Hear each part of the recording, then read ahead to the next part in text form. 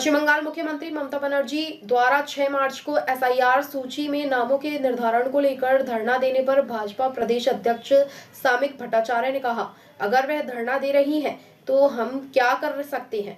लोग उनकी स्थिति जानते हैं।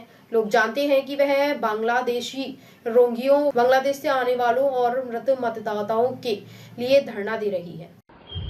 উনি ধর্নায় বসলে আমরা কি করতে পারি? ওনার অবস্থান মানুষের জানা।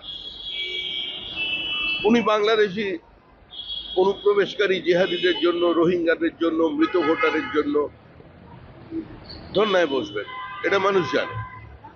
আর আমরা আন্দোলন করব যে আমাদের যে ফর্ম 7 পুলিশ বেআইনিভাবে বাজেয়াপ্ত করেছে, তৃণমূল কংগ্রেস আগুন লাগিয়েছে, অফিস ভেঙেছে, কর্মীদের মিথ্যা মামলায় জড়িয়ে দিয়েছে, সেই ফর্ম 7 জমা নিতে হবে, শুনানি করতে হবে। হঠাৎ মাঝ রাস্তায় এসআইআর বন্ধ করে নির্বাচনে যাওয়া যাবে না। No SIR, no vote.